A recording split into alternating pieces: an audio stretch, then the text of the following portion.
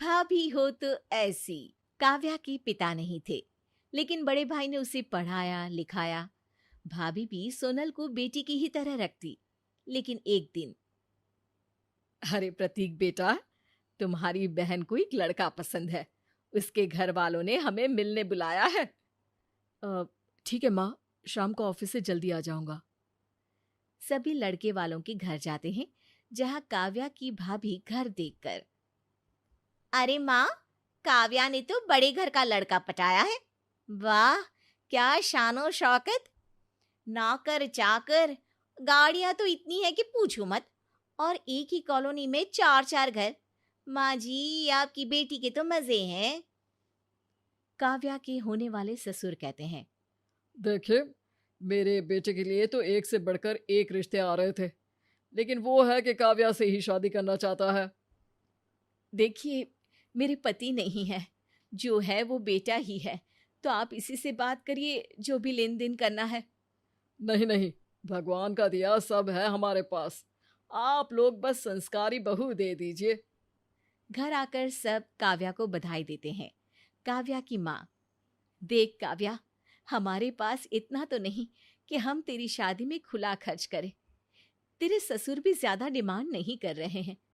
हाँ, पर माँ, मुझे तो रोहित मल का ही लहंगा पहनना है। और सगाई से लेकर शादी तक के सारे फंक्शंस मुझे 5 स्टार होटल में ही करने हैं। भाई बहन की बात सुनकर कमरे में चला जाता है। क्या हुआ जी, परेशान क्यों हो गए? अरे वो काव्या देखो ना, हर जिद पूरी की उसकी, फिर चाहे वो महंगे कॉलेज हो या फिर कुछ और। लेकिन इतनी जल्दी इतनी अच्छी तरह से शादी करना। देखिए, भगवान का नाम ले, सब ठीक हो जाएगा। मेरे गहने हैं ना, वो मैं काव्या को दे दूंगी। लेकिन बाकी का खर्च? हाँ चलो, वो मैं देख लेता हूँ। पीएफ के लिए अप्लाई कर देता हूँ। भाभी, कल चांदनी चौक चलना, मुझे लहंगा देखना है।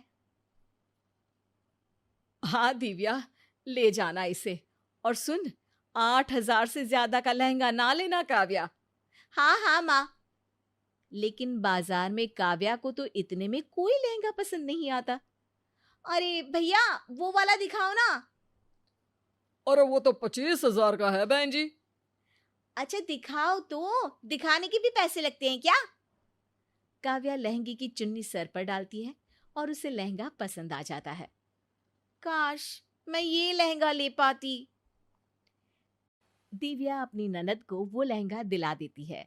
दोनों लहंगा लेकर घर आ जाते हैं, जहां सास कहती है, अरे, ये 8,000 का इतना सुंदर लहंगा। हाँ माँ, सिर्फ 8 हजार का ही है। दिव्या काव्या की बात पर हैरान हो जाती है, लेकिन कुछ नहीं कहती। शादी की पूरी तैयारी में दिव्या एक से बढ़कर एक सामान लेकर आती है और अपनी औकात से बढ़कर काव्या के भाई और भाभी उसकी शादी करते हैं। काव्या की शादी के बाद, माँ, इतने लोगों के पैसे देने हैं, कैसे मैनेज होगा? अरे मैं नौकरी कर लेती हूं ना, जल्दी सबके पैसे चुकता कर देंगे। फिर क्या, दोनों पति पत्नी मेहनत कर शादी के कर्जे को निपटाने की कोशिश में लग जाते हैं। अरे दिव्या, काव्या की पहली दिवाली है, तो थोड़ी बहुत मिठाई और कपड़े ले आना। दिव्या से जितना बन पड़ता है वो कर देती है।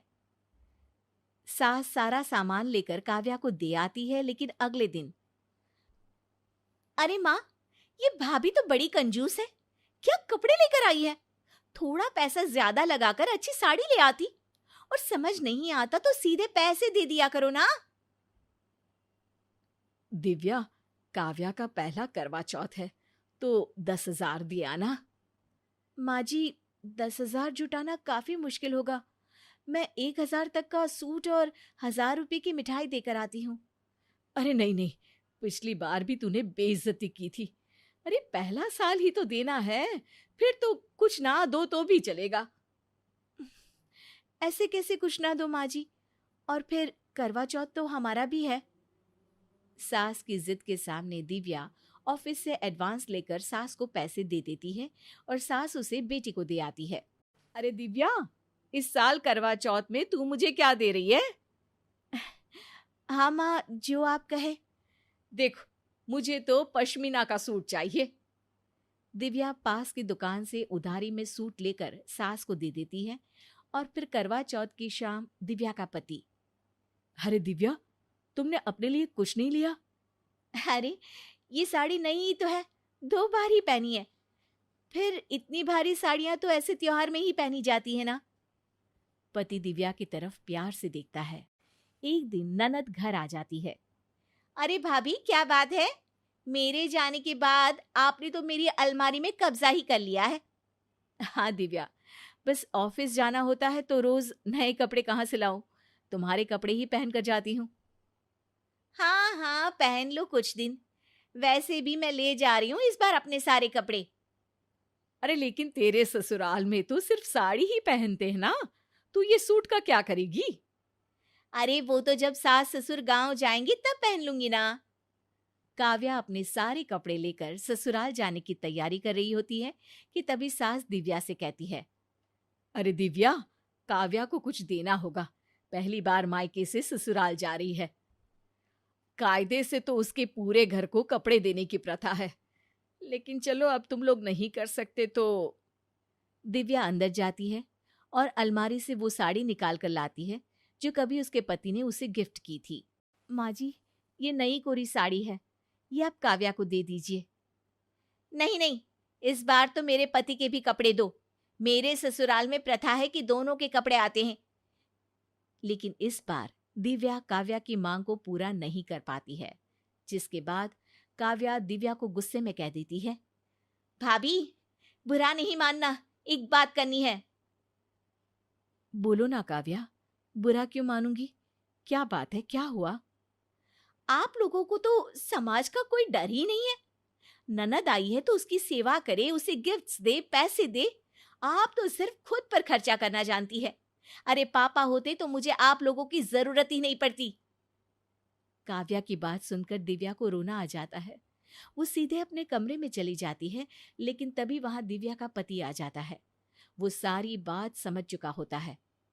काव्या, तू मेरी बहन है और दिव्या मेरी पत्नी, लेकिन तुम दोनों की ही खुशी सिर्फ मेरी जिम्मेदारी है। चलो माना तो, लेकिन कर कहाँ पा रहे हो खुश?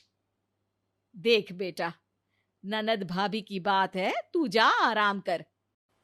नहीं माँ, मेरी बात अभी पूरी नहीं हुई है। तूने सच कहा कि पापा होते तो तुझे मेरी जरूरत नहीं पड़ती। शायद एक पिता बेटे की शादी करता है तो 25 साल की जमा पूंजी लगाता है, लेकिन एक भाई तो सिर्फ 4, 5 या 10 साल की बचाई कमाई ही बहन को दे सकता है। ऐसे में घर की चरमरा चुकी हालत को भाभी ही संभालती है। हाँ हाँ, भाभी ने ही संभाला है। अच्छे से अपने काबू में कर लिया है भाभी ने तुझे। हाँ, क्योंकि मैंने देखा है कि कैसे त्योहारों में वो तेरे और माँ के लिए नए कपड़े लेकर आती है, लेकिन खुद पुरानी साड़ी पहनती है। कैसे घर का सारा काम करके ऑफिस जाती है और फिर घर आकर घर का काम करती है।